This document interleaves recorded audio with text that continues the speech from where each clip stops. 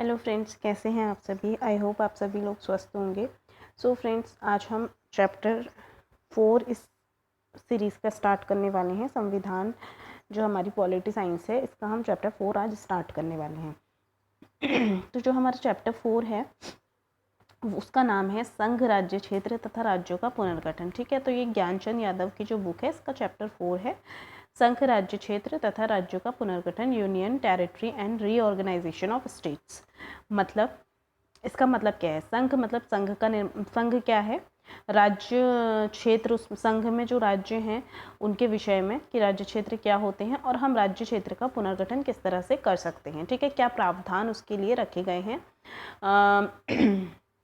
क्योंकि राज्य जैसे देखिए, अभी हमारे असम था, ठीक है, असम से हमारे अरुणाचल प्रदेश, मेघालय, मिजोरम, ये सारे हमारे तीन कुछ अलग होके अलग राज्य बने। तो ये किस प्रावधान के तहत, संविधान तो हमारा पहले बन चुका था, तो संविधान में ऐसे क्या प्रावधान किए गए हैं जिसके तहत हम राज्यों का पुनर्गठन कर सकते हैं। ठीक है, अभी हमारे उत्तराखंड और झारखंड बना था, छत्तीसगढ़ बना था, तो ये कैसे हमारे राज्यों का हम पुनर्गठन या राज्यों का निर्माण कर सकते हैं, ये चीज़ें हमें किस अनुच्छेद में दी गई हैं, ये सब हम इस चैप्टर में जानने वाले हैं। तो चलिए, चैप्टर को स्टार्ट करने से पहले चैनल को सब्सक्राइब कर देते हैं, लाइक कर देते हैं और शेयर कर देते हैं। ठीक, तो कर दीजिए फिर जल्दी से सब्सक्राइब, शेयर और लाइक कर दीजिए। तो हम अब इस चैप्टर को समझने के लिए सबसे पहले हमें दो चीज़ें समझनी पड़ेंगी कि राज्य क्या होता है।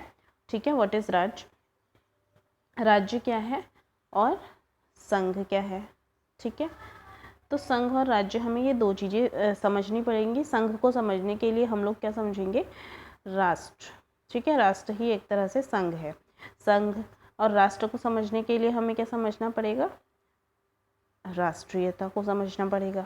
ठीक है, सारी चीज़ें कनेक्ट हैं कि हमें राज्य को समझना है, उसके बाद हमें संघ को समझना है। संघ मतलब राष्ट्र, तो संघ राष्ट्र को समझेंगे और राष्ट्र को समझने के लिए हमें राष्ट्रीयता को समझना पड़ेगा। ओके, तो चलिए हम पहले देखते हैं राज्य को। तो state, what is state, what is राज्य। ठीक है, तो राज्य शब्द का जो पहली बार आधुनिक रूप से प्रयोग किया गया था वो इटली के एक राजनीतिज्ञ थे, मैकियावेली। ठीक है, तो ये जो है राजनीति शास्त्र पढ़ रहे होंगे इस टाइम पे। तो आधुनिक युग में प्रवेश, भारत मतलब वर्ल्ड जो है आधुनिक युग में प्रवेश कर चुका था। तो उस टाइम पे जो भी राजनीति शास्त्र पढ़ता था वो सबसे पहले राज्य का अध्ययन करता था। ठीक है, तो राज्य, एक राज्य के लिए जो प्रमुख तत्व होते हैं वो क्या हो सकते हैं। ठीक है, एक राज्य के लिए, एक राज्य के निर्माण के लिए प्रमुख तत्व क्या हो सकते हैं, वहाँ पे रहने वाली जनसंख्या मेन चीज़ होती है। जनसंख्या, तो जनसंख्या हमें वहाँ पे चाहिए, एक क्षेत्र चाहिए जिस एरिया में वो जनसंख्या रहती हो, एक भूभाग चाहिए जहाँ पे वो जनसंख्या निवास करती हो। उसके अलावा एक सरकार चाहिए जो उस जनसंख्या पर नियंत्रण, कानून और रेगुलेशन लगा सके। ठीक है, कानून और उनके लिए नियम बना सके, ऐसी एक सरकार चाहिए वहाँ पे। और चौथे नंबर पे है संप्रभुता, जिसके अंतर्गत निर्णय तथा मामलों को व्यवस्थित रूप से करने की स्वतंत्रता प्राप्त हो। तो ये चार तत्व आप याद रखिएगा कि ये एक राज्य के निर्माण के लिए आवश्यक होते हैं। ठीक है, तो देखिए, जनसंख्या, निश्चित भूज, राज्य के जो तत्व हैं इसमें हमें यहाँ पे पूरा चार्ट जैसा बनाया है, ये इसको आप समझिए। तो देखिए, यहाँ पे है जनसंख्या, निश्चित भू क्षेत्र में राज्य के तत्व, एक संप्रभुता हो गया और एक सरकार हो गई। तो ये चार तत्व हो गए। जनसंख्या, अनुमानित और निश्चित भू क्षेत्र जो होता है ये सर्वेक्षण के आधार पर होता है। सरकार एक राजनीतिक संगठन होती है और जो संप्रभुता होता है वो नियंत्रणों से मुक्ति होती है, मतलब कि उसमें स्वतंत्रता आपको प्राप्त होती है, उसमें कोई नियंत्रण आपकी स्वतंत्रता पे नहीं लगाया जा सकता। तो ये संप्रभुता होती है। ठीक है, इसके अलावा हम देखते हैं कि स्वतंत्रता शब्द की उत्पत्ति लैटिन शब्द लिबर से हुई है, जिसका अर्थ होता है स्वतंत्रता। यानी कि व्यक्ति के व्यक्तित्व के विकास में स्वतंत्रता का एक बहुत बड़ा महत्व होता है। आपको पता है कि स्वतंत्रता का मतलब एक स्वतंत्र व्यक्ति जो है, जो हर जगह आ जा सक रहा है, उसको हर एक चीज़ की स्वतंत्रता है कुछ भी करने की, तो उसका व्यक्तित्व का विकास ज़्यादा होगा या फिर उस व्यक्ति का विकास ज़्यादा होगा जो एक कमरे में जिसको बंद रखा गया है, वो कभी कहीं बाहर इधर उधर नहीं जाता है और वो हमेशा एक ही कमरे में रहता है। तो किसका विकास ज़्यादा होगा, जो बाहर घूमता फिरता है, जो बाहर 10 लोगों से मिलता है, उस व्यक्ति का व्यक्तित्व के विकास में ज़्यादा होगा ना, क्योंकि वो हर एक जगह जाता है, उससे कुछ गलतियाँ होती हैं, कुछ अच्छी बातें होती हैं, वो किसी को कुछ समझाता है और किसी से कुछ समझ के आता है, तो उसका जो व्यक्तित्व का विकास है, क्योंकि वो गिरता है, संभलता है और सीखता है, ठीक है। तो ये सीखने वाली जो प्रोसेस है, इसी से व्यक्तित्व का, हमारा जो व्यक्तित्व है इसका विकास होता है, ठीक है। तो वही चीज़ है यहाँ पे कि जो स्वतंत्रता है उसका बहुत बड़ा हमारी लाइफ में एक महत्व है। इसके बाद हमने राज्य को समझ लिया है। अब राज्य समझने के बाद हम आते हैं राष्ट्रीयता पे। राष्ट्रीयता हम इसको भी पढ़ लेंगे, पहले मैं आपको ऊपर समरी में मोटा मोटा समझा देती हूँ कि राष्ट्रीयता क्या होती है। देखिए, राष्ट्रीयता जो है ये एक फीलिंग होती है, मतलब एक भावना होती है। जैसे हमारे अंदर भावना है दैट वी आर इंडियंस, है ना, हम क्या हैं, वी आर इंडियंस, हम भारतीय लोग हैं, ठीक है। तो ये एक राष्ट्रीयता है, हमारी फीलिंग है हमारी। और राष्ट्र मतलब भारत, है ना, राष्ट्र क्या है, भारत है। तो हम किस राष्ट्र के लोग हैं, तो भारत के लोग हैं। तो हमारी जो नेशनैलिटी है वो क्या हुई, भारतीय हुई। तो भारतीय इज़ अ फीलिंग, एक भावना है, और राष्ट्र हमारा संघ है, ठीक है। तो राष्ट्रीयता कैसे आती है, राष्ट्रीयता मतलब एक कुल के, एक जाति के, या फिर रक्त संबंध, इस टाइप से जो संगठन बनता है, तो वो हमारी राष्ट्रीयता होती है। और राष्ट्र जब इस हर एक राष्ट्रीयता के लोग संगठित होकर एक समूह बनाते हैं, तो उससे हमारे राष्ट्र का निर्माण होता है। जैसे अगर हम अपने भारत को ले, तो हमारे वहाँ पे किस किस राष्ट्रीयता के लोग हैं, गुजराती हैं, पंजाबी है, हरियाणवी हैं, जम्मू कश्मीरी हैं, उत्तराखंडी हैं, बिहारी हैं, उत्तर प्रदेश के, यूपी वाले हैं, प्लेन्स के नीचे केरल के हैं, है ना, मलयालम, तेलुगु, तमिल, कन्नड़, इन सब इस तरह के हमारे वहाँ लोग बसे हैं। तो इनकी सबकी एक राष्ट्रीयता है, ठीक है। इन इन सब राष्ट्रीयता का जब हम एक संगठन बनाते हैं, समूह बनाते हैं, तो इससे हमारे एक राष्ट्र का निर्माण होता है, जिसका नाम क्या है, भारत है, ठीक है। तो आई होप आपको समझ में आ रहा होगा, थोड़ी स्पीड में हो रहा है, लेकिन मैं कोशिश कर रही हूँ कि आपको समझा सकूँ, ठीक है। तो इससे हमारा जो राष्ट्र का निर्माण हो रहा है वो होता है हमारा राष्ट्र। तो चलिए एक बार हम इसको रीड कर लेते हैं। तो राष्ट्रीयता क्या है, लैटिन शब्द नेट्स से राष्ट्रीयता की उत्पत्ति हुई है, जिसका अर्थ है जन्म लेना। अतः इन पदों में राष्ट्रीयता का अर्थ किसी एक जाति विशेष में जन्म या रक्त संबंध के आधार पर संबंधित होता है। आज विश्व में कोई भी ऐसा राष्ट्र नहीं है जिसके नागरिक एक ही वंश या कुल से संबंधित हो, ठीक है। कोई भी ऐसा राष्ट्र हमारे वहाँ नहीं है विश्व में, क्योंकि राष्ट्र क्या होता है, ये बहुत सारी राष्ट्रीयताओं से मिल के बनता है। तो कहीं पे भी ऐसा राष्ट्र नहीं है जहाँ पे एक ही वंश के लोग रहते हों, अलग अलग जाति समूह के लोगों से एक राष्ट्र बनता है, एक संघ बनता है। जैसे कि हमारा भारत अलग अलग जातियों से बना हुआ है, तो उसी तरह से है कि सभी राष्ट्रों में भिन्न भिन्न कुलों से संबंधित नागरिक रहते हैं। वंशानुगत अलग अलग तरह के नागरिक रहते हैं, जिनकी अलग अलग जाति होती है। वंशानुगत शुद्धता बहुत कठिन है, मतलब कि वंशानुगत एक वंश के लोग एक ही राष्ट्र में रहे, ऐसा जो है बहुत टफ है, क्योंकि यहाँ पे जो है अंतर, मतलब अप्रवासी लोग आते हैं, कोई जाते हैं, कोई कहीं बसता है, कोई कहीं बसता है, तो इस तरह से आना जाना लगा रहता है, जिससे और विवाह वगैरह जो संपन्न होते हैं उनसे भी जो है चेंज होता है राष्ट्रीयता में, ठीक है। अतः निश्चित रूप से राष्ट्रीयता का विकास एक मनोवैज्ञानिक घटना है, ना कि राजनीतिक या नस्ल आधारित है, ठीक है। एक मनोवैज्ञानिक घटना है। अब हम देखते हैं राष्ट्र और राष्ट्रीयता में अंतर क्या होता है, difference between nation and nationality. तो डिफरेंस ये होता है कि राष्ट्रीयता जो है ये एक सांस्कृतिक शब्द है, एक भावना है, एक फीलिंग है, ये जो हमारे मन में है कि हाँ हम इंडियंस हैं, ठीक है। ये कुल, इतिहास, धर्म, रीति रिवाज के कारण ये होता है उत्पन्न।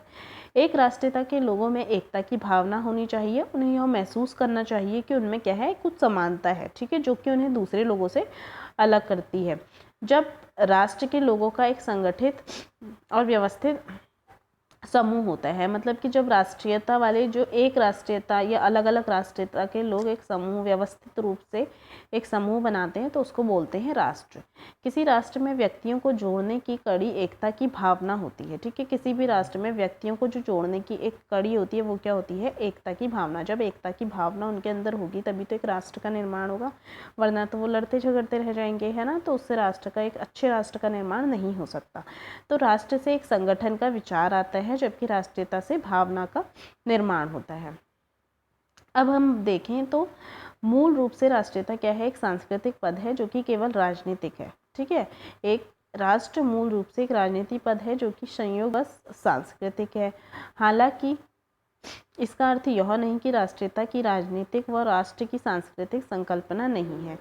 तो ये जो है आपको, जैसे कि हमने देखा कि कोरियन है, ठीक है, कोरियन राष्ट्रीयता 2 से अधिक राज्यों में विद्यमान है, नॉर्थ कोरियन और साउथ कोरियन, है ना, लेकिन है तो वहाँ पे कोरियन ही ना। तो उसी तरह से है कि राज्य और राष्ट्रीयता एक ही साथ पाए भी जा सकते हैं और नहीं भी पाए जा सकते हैं। राज्य के विकास से प्रदर्शित हो चुका है कि एक से अधिक राष्ट्रीयता वाले भी राज्य हो सकते हैं। मतलब राज्य जो होता है वहाँ पे एक से अधिक राष्ट्रीयता वाले लोग भी रह सकते हैं। जैसे कि हमारा राज्य है उत्तराखंड राज्य, तो यहाँ पे आपको कुमाऊनी, गढ़वाली और जौनसारी 3 तरह के लोग अधिक देखने के लिए, भोटिया लोग भी रहते हैं, थारू जनजाति भी रहती है।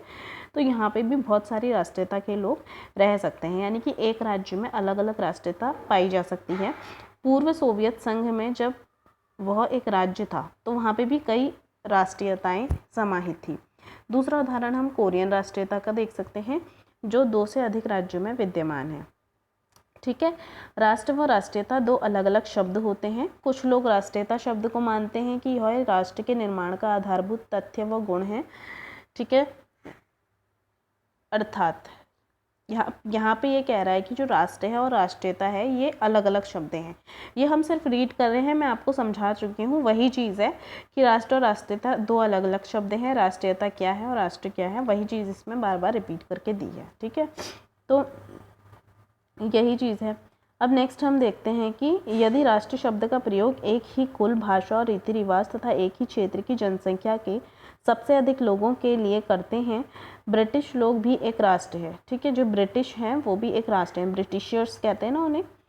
दूसरी ओर राष्ट्रीयता शब्द का प्रयोग किसी क्षेत्र के छोटे छोटे विभिन्न मानव समुदायों के लिए करते हैं। जैसे कि यहाँ पे राष्ट्रीयता का शब्द हमारे उत्तराखंड में किसके लिए होगा, थारू जनजाति की राष्ट्रीयता। ठीक है, छोटे लेवल पे मैं आपको बता रही हूँ, मैं बड़े लेवल पे नहीं बता रही हूँ कि अमेरिकन्स, इंडियंस, मैं एक छोटे लेवल पे बता रही हूँ आपको कि एक राज्य के अंदर क्या क्या राष्ट्रीयता हो सकती है। ठीक है, जो कि उस क्षेत्र की जनसंख्या का छोटा सा एक भाग होता है। बेल्स एक राष्ट्रीयता है तथा यह ब्रिटिश राष्ट्र का एक अंग है। ठीक है, जैसे ब्रिटिश राष्ट्र है तो ब्रिटिश में जो है बेल्स एक जाति या समुदाय होता होगा जो वहाँ की राष्ट्रीयता है। ठीक है, वहाँ पे ब्रिटिश में ब्रिटिशर्स ही नहीं रहते हैं, वहाँ पे बेल्स समुदाय भी रहता है। अब यहाँ पे हम राज्य और राष्ट्र में एक छोटा सा अंतर देख लेते हैं कि राज्य में क्या होती है, राज्य में प्रभुसत्ता होती है, वह बलपूर्वक नागरिकों से आज्ञा पालन करा सकता है। कि राज्य में प्रभुसत्ता होती है, एक सरकार होती है जो कि नागरिकों से आज्ञा का पालन करा सकता है। और राष्ट्र जो होता है इसमें राष्ट्र प्रेम निहित होता है जिसमें प्रभुसत्ता नहीं होती है। मतलब ऐसा नहीं कि तुम उनको ऑर्डर देके कुछ भी करा लो, ऐसा नहीं होता है। फिर राज्य की बात करें तो इसमें एक संगठित सरकार होती है और राष्ट्र की बात करें तो इसमें संगठित सरकार का होना अनिवार्य नहीं है। ठीक है, हो या ना हो उससे कोई फर्क नहीं पड़ता। फिर राज्य का एक राजनीतिक संगठन होता है और राष्ट्र में राजनीतिक, सांस्कृतिक तथा आध्यात्मिक एकता होती है। ठीक है, राज्य में एक राजनीतिक संगठन मतलब सरकार होती है, लेकिन राष्ट्र में राजनीतिक, सांस्कृतिक तथा आध्यात्मिक एकता होती है कि ये तीनों तरह से इसमें एकता विद्यमान रहती है राष्ट्र में। राज्य का जो निर्माण है ये एक निश्चित भूभाग पर होता है। जैसे हमारे उत्तराखंड का पहाड़ी क्षेत्र में इलाके में हुआ है, एक निश्चित भूभाग पे गुजरात राज्य का है ना। तो एक निश्चित भूभाग पे राज्य का निर्माण किया जा सकता है और राष्ट्र के लिए निश्चित भूभाग की आवश्यकता नहीं है, क्योंकि राष्ट्र क्या है, उन सारे छोटे छोटे जो राज्यों के भूभाग है उनसे मिलकर एक बड़ा सा राष्ट्र बन रहा है। तो इसके लिए भूभाग की आवश्यकता नहीं है, ये राज्यों के द्वारा स्वयं ही अपने आप से ही बन जाता है। राज्य सदैव बाह्य नियंत्रण से मुक्त होता है। राज्य में कोई बाह्य नियंत्रण नहीं होता है, क्योंकि राज्य में किसका नियंत्रण, मतलब किसके अंडर होता है राज्य, एक संघ के, एक राष्ट्र के अंडर एक राज्य होता है। तो इसमें बाह्य और अन्य बाह्य का नियंत्रण नहीं हो सकता, इसमें सिर्फ राष्ट्र का नियंत्रण हो सकता है। लेकिन राष्ट्र के ऊपर तो कोई नहीं है, तो इसमें बाह्य नियंत्रण रह सकता है। ठीक है, मतलब जैसे कि हमारा भारत है तो इसमें बाह्य शक्तियाँ कौन कौन सी हैं जो इस पर वर्क करती हैं, जैसे रशिया हो गया, अमेरिका हो गया, इनसे हेल्प मांगता है, तो इन सब का नियंत्रण यहाँ पे कहीं हद तक रहता है। राज्य के लिए पारस्परिक एकता की भावना का होना आवश्यक है। ठीक है, यहाँ पे जो है एक एकता की भावना का होना यहाँ पे राज्य में बहुत ज़रूरी है। और राष्ट्र का आधार ही पारस्परिक एकता के, और राष्ट्र का तो आधार ही है पारस्परिक एकता, क्योंकि जब बहुत सारे राज्य में एकता होगी तभी एक राष्ट्र का निर्माण बनेगा, ठीक है, निर्माण होगा। तो ये छोटी सी एक अंतर था राज्य और उसमें। अब हम यहाँ पे देखते हैं राज्य के प्रकार। भारत सरकार द्वारा प्रकाशित भारत का संविधान में धर्मनिरपेक्ष शब्द के बजाय पंथ निरपेक्ष शब्द का प्रयोग किया गया है। मैंने बताया था आपको 42वें, हमने पहले जब प्रियम्बल मतलब प्रस्तावना पढ़ी थी तो उसमें हमने देखा था कि 42वें संविधान संशोधन द्वारा जो है जो हमारी प्रस्तावना थी उसमें धर्मनिरपेक्ष की जगह पंथ निरपेक्ष शब्द का प्रयोग किया गया था। तो ये जो है अधिक उपयुक्त है। क्यों उपयुक्त है? क्योंकि सही अर्थों में धर्मनिरपेक्ष राज्य ना होकर पंथ निरपेक्ष राज्य है हमारा। सेक्युलर शब्द का अनुवाद पंथ निरपेक्ष ही होना चाहिए, ठीक है। अब यहाँ पे हम देखते हैं राज्य के प्रकार। तो एक तो हमारा होता है नास्तिक राज्य, एक होता है हमारा पंथ निरपेक्ष राज्य और एक होता है हमारा सैद्धांतिक राज्य। तो हम यहाँ पे देखते हैं कि सैद्धांतिक राज्य क्या है। सैद्धांतिक राज्य हमारा एक ऐसा राज्य है, सैद्धांतिक राज्य हमारा एक ऐसा राज्य है जिसका अपना विशेष एक धर्म होता है, जैसे कि श्रीलंका, ठीक है, श्रीलंका का एक अपना धर्म है। तो ये हो गया हमारा सैद्धांतिक राज्य, ये अपने धर्म के ही बलबूते पे ये राज्य खड़ा है। अब पंथ निरपेक्ष राज्य की बात करें तो ऐसा पंथ निरपेक्ष राज्य हमारा भारत को कह सकते हैं। क्यों कह सकते हैं? क्योंकि ये एक ऐसा राज्य है जो धर्म के संदर्भ में तटस्थ रहता है, जिसका कोई विशेष धर्म नहीं होता, क्योंकि हमारे भारत में अलग अलग धर्मों के लोग बसे हुए हैं, ठीक है। ऐसा राज्य जो सभी धर्मों का विरोध करता है उसको कहते हैं नास्तिक राज्य, ठीक है। वो नास्तिक राज्य हम किसे कहेंगे? ऐसा राज्य जो सभी धर्मों का विरोध करता है, मतलब कि वो किसी भी धर्म को नहीं मानता, उसका खुद का भी कोई धर्म नहीं होता है, तो उसको कहते हैं नास्तिक राज्य। तो 3 तरह के हो गए। अब देखिए कि राष्ट्र का निर्माण कैसे होता है। राष्ट्र का निर्माण बहुत सिंपल, मैंने आपको बताया कि राज्य प्लस राष्ट्रीयता, ठीक है। राज्यों और उन राज्यों में जो राष्ट्रीयता है उनसे मिलकर जो है एक राष्ट्र का, एक संघ का निर्माण होता है। अब हम देखते हैं तो कुछ अनुच्छेद, ठीक है, यहाँ पे हमें कुछ अनुच्छेद दिए गए हैं। तो वो अनुच्छेद हमारे जो वो है संविधान है उसमें वो अनुच्छेद के अकॉर्डिंग क्या चीज़ें दी गई हैं ये हम यहाँ पे देखते हैं। तो सबसे पहला जो फर्स्ट अनुच्छेद हमारा है, तो फर्स्ट अनुच्छेद में हमें क्या दे रखा है? संघ क्षेत्र का नाम, ठीक है, कि संघ के क्षेत्र का क्या नाम होगा, ये अनुच्छेद 1 के तहत, ठीक है। फिर अनुच्छेद 2 में क्या है? अनुच्छेद 2 में ये कहता है कि नए राज्यों का नामांकन और स्थापना कर सकते हैं। अनुच्छेद 2 में इसने कहा है कि हम नए राज्यों का नामांकन कर सकते हैं और उनकी स्थापना भी कर सकते हैं। फिर एक है अनुच्छेद 2A जिसमें सिक्किम संघ के साथ संबंध को निरस्त कर दिया, कि सिक्किम के साथ संघ के साथ कोई भी संबंध नहीं होगा, इसको निरस्त कर दिया गया था। तो ये अनुच्छेद 2A के तहत था, लेकिन बाद में शायद इसको हटा दिया गया था। फिर है अनुच्छेद 3। अनुच्छेद 3 के अंतर्गत जो है नए राज्यों की स्थापना तथा मौजूदा राज्यों के क्षेत्रफल, सीमा अथवा नामों में परिवर्तन किया जा सकता है, ठीक है।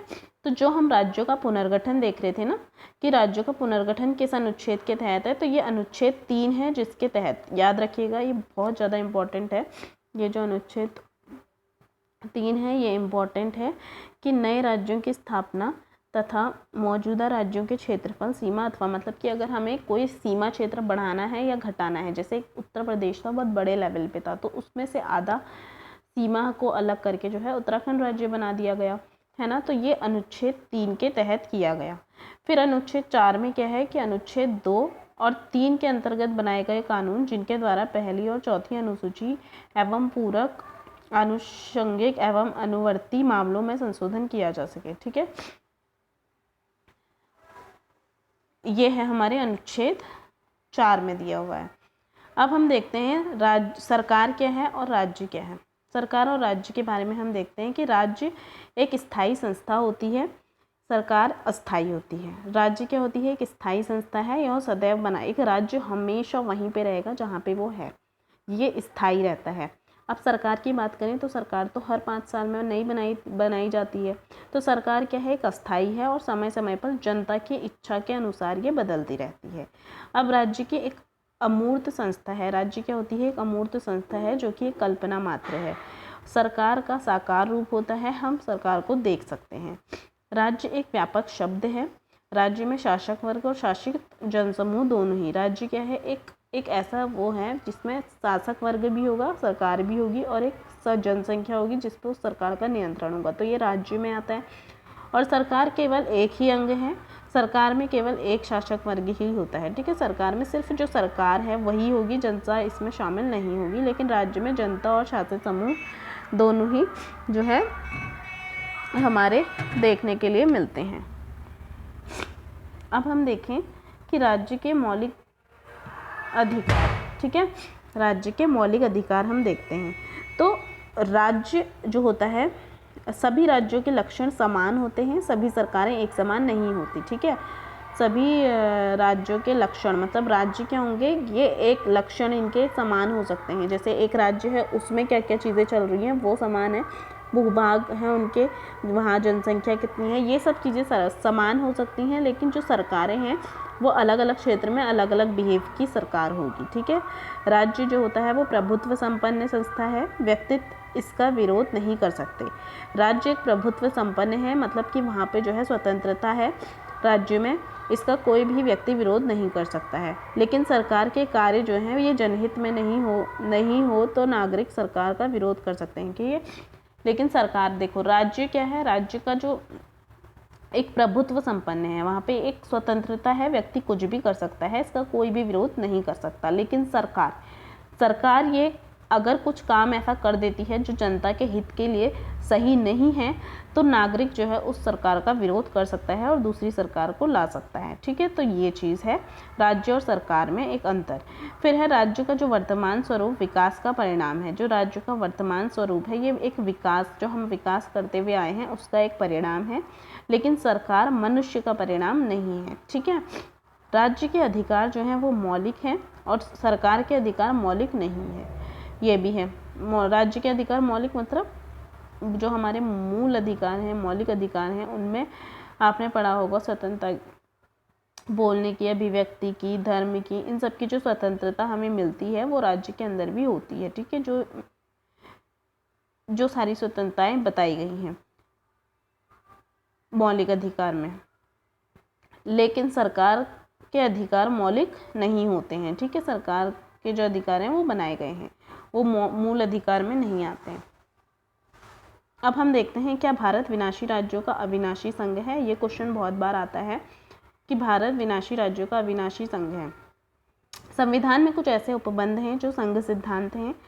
भारत में 1935 के अधिनियम द्वारा स्वशासी इकाइयाँ बनाई गई थी और उन्हें संघ के ढांचे में रखा गया था। मतलब समझ रहे हो कि 1935 में जो अधिनियम अंग्रेजों ने बनाए थे वही, उन्हीं में से बहुत सारे अधिनियम जो है भारत सरकार ने लेकर संघ के ढांचे में इनको रखा और दोनों का सृजन एक ही अधिनियम से हुआ, ठीक है। मतलब कि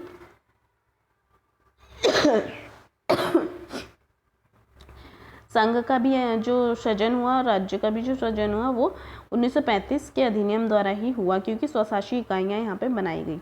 यह किसी संधि का परिणाम नहीं था तथा भारतीय संविधान के लोगों द्वारा बनाया। भारतीय संविधान जो है वो भारत के लोगों द्वारा ही बनाया गया था, राज्यों के द्वारा नहीं। मतलब कि लोगों द्वारा बनाया गया था, राज्यों के द्वारा नहीं बनाया गया था। संविधान सभा ने संघ और राज्य दोनों के लिए संविधान बनाया। जो संविधान सभा थी हमारी 1946 में, उसने क्या किया, राज्यों के लिए संविधान बनाया कि राज्यों में क्या क्या होने चाहिए, नियम कानून नियंत्रण, और संघ के लिए भी अलग बनाया। किंतु कुछ विशिष्ट कारणों से जम्मू कश्मीर, जो हमारा जम्मू कश्मीर राज्य था, अब तो खैर हट गया है, लेकिन उसके कारण जो है आर्टिकल 370 के तहत इस राज्य को अपना संविधान बनाने की छूट थी, जम्मू कश्मीर को, ठीक है। यह अनुच्छेद 370 के तहत था, लेकिन अब जो है 370 हट गया है और जम्मू कश्मीर पूरी तरह भारत में है। अब ये अपना अलग संविधान नहीं बना सकता। अब हम देखें तो अनुच्छेद जो 370 है वो हट चुका है, ठीक है। अब जम्मू कश्मीर पूरी तरह से भारत का राज्य है। फिर है एकल नागरिकता। एकल नागरिकता क्या होता है? एकल नागरिकता मतलब होता है कि किसी जगह जब आप रहते हो तो वहाँ पे आपको कितने प्लेसेस की नागरिकता मिली हुई है। जैसे अमेरिका में दोहरी नागरिकता का प्रचलन है, वहाँ पे 2 नागरिकता रख सकते हैं लोग, लेकिन भारत जो है वो एकल नागरिकता राष्ट्र है। भारत में एकल नागरिकता राष्ट्र और राज्य की है। अमेरिका में प्रत्येक अमेरिकी नागरिक अमेरिका का नागरिक होने के साथ साथ उस राज्य का भी नागरिक, मतलब जिस राज्य में वो रहता है व्यक्ति, वो पूरे अमेरिका का नागरिक तो होगा, उसके साथ साथ उस राज्य का भी नागरिक होगा। लेकिन हमारे वहाँ ऐसा नहीं होता है। अगर मैं भारत की हूँ तो मेरे पास सिर्फ भारत की नागरिकता होगी, ऐसा नहीं कि मैं उत्तराखंड की नागरिकता अलग से रखूँगी। ठीक है, तो वही चीज़ है कि एक ही नागरिकता हमारे वहाँ बताई गई है। फिर है राज्य अविनाशी नहीं है। क्यों? क्योंकि भारत में संघ अविनाशी है किंतु राज्य नहीं। राज्य का कभी भी नाश नहीं हो सकता, संघ का हो सकता है, क्योंकि वहाँ पे एक सरकार बैठी है जिसको हम हटा सकते हैं। ठीक है, कोई राज्य पृथक नहीं हो सकता। संघ राज्य की सीमाएं बदल सकता है। ठीक है, अब वो क्या कह रहा है, अविनाशी संघ जो है एक अविनाशी है किंतु राज्य नहीं है। राज्य को अलग नहीं किया जा सकता। संघ राज्यों की सीमाएं, जो संघ है हमारा केंद्र है, वो क्या कर सकता है, राज्य की जो सीमा है उसको चेंज कर सकता है। दो या दो से अधिक राज्यों को मिलाकर एक राज्य को बनाया जा सकता है। संघ किसी राज्य के नाम में परिवर्तन कर सकता है। संघ क्या कर सकता है, किसी भी राज्य, जैसे कि अभी इलाहाबाद था उसका नाम प्रयागराज हो गया है ना। तो वही है कि ये जो नाम परिवर्तन है ये किस अनुच्छेद के तहत होता है। ठीक है, तो ये अगर किसी राज्य का हमें नाम परिवर्तित करना है तो ये किस अनुच्छेद के तहत होगा, तो ये होगा आर्टिकल 3 के तहत। संघ को राज्यों के निर्माण में पूरी छूट है। पूर्व में हैदराबाद और मध्य भारत का सृजन किया गया था। ठीक है, तो इसी तरह से मैंने आपको बताया था कि असम का जो विभाजन करके हमारे क्या क्या बने थे, मिज़ोरम बना था, अरुणाचल प्रदेश, मेघालय, तो ये सब नए राज्य बनाए गए थे। भोपाल और अजमेर को उनके निकटवर्ती राज्य में मिला दिया गया था। फिर आए हम अपने उत्तराखंड पे, तो वर्ष 2000 में 3 नए राज्य बने थे, उत्तराखंड, झारखंड और छत्तीसगढ़। राज्य क्षेत्र में परिवर्तन सामान्य विधान द्वारा किया जा सकता है। ऐसे विधान के लिए संसद में विशेष बहुमत की या फिर राज्य सहमति की अपेक्षा नहीं होती है। ठीक है, अगर हमें नए राज्य बनाने हैं तो ये जो है राज्य में परिवर्तन सामान्य विधान द्वारा किया जा सकता है। मतलब इसके लिए हमें एक बहुत बड़ी चीज़ नहीं चाहिए कि हमें राज्य में कोई परिवर्तन करना है तो हम वहाँ दे कोर्ट जाएं या एक संसद में विशेष दल बुलाएं, बैठक बुलाएं और फिर बहुमत जो है राज़ी करवाएं। तो ऐसा कुछ नहीं होता है। अब डायरेक्टली भी सरकार राज्य, मतलब जो भारत की सरकार है वो डायरेक्टली भी जो है मतलब वो अपने अंडर पे ऐसा नहीं कि वहाँ पे संसद में जा रहे हैं, बिल पारित करवा रहे हैं कि हमें इस राज्य में ये चेंज करने हैं, इसका नाम चेंज करना है, इसकी सीमा हमें चेंज करनी है। ये आपका बिना इस विशेष बहुमत के भी हो जाता है। ये जो है आर्टिकल 4 में कहा गया है, राज्यों को अपने राज्य क्षेत्र की अखंडता का कोई भी अधिकार नहीं है। ठीक है, तो आज के लिए इतना ही। Thank you for watching. Please like कीजिए, शेयर कीजिए और सब्सक्राइब कीजिए इस चैनल को और शेयर कीजिए ज़्यादा से ज़्यादा। ठीक है, तो हमने आज देखा संघ, राज्य क्षेत्र तथा राज्यों का पुनर्गठन। तो ये चैप्टर हमारा अभी चलेगा कुछ टाइम, क्योंकि थोड़ा लंबा है और समझने के लिए बहुत कुछ है, तो ये हमारा 2-4 दिन चल सकता है। तो कोशिश यही रहेगी कि इसको जल्दी से ख़त्म कर दिया जाए। अब हम जो है 2 क्लासेस लेंगे, मतलब एक शाम को एक सुबह, मतलब 2 टाइम हम इसको पढ़ेंगे। आपको क्या करना है कि आप सुबह पढ़ते हैं तो आप इसको एक बार रिवाइज़, 1 घंटे बाद इसको दोबारा रिवाइज़ कर लीजिए बुक से। आप अपनी बुक से पढ़ लीजिए, इसी को दोबारा देख लीजिए, या आपके पास जो नोट हैं आप उसको पढ़ लीजिए। उसके बाद एक बार शाम को हम इसका ही आगे बढ़ेंगे और उसको फिर आप रात को सोने से पहले एक बार रिवाइज़ कर लीजिएगा। तो इस तरह से हमारा जो ये बुक है ये भी जल्दी ख़त्म होगी और आपकी जो है पढ़ाई भी अच्छी चलेगी, समझ भी अच्छा आएगा। तो थैंक यू फॉर वॉचिंग। फिर मिलते हैं शाम को।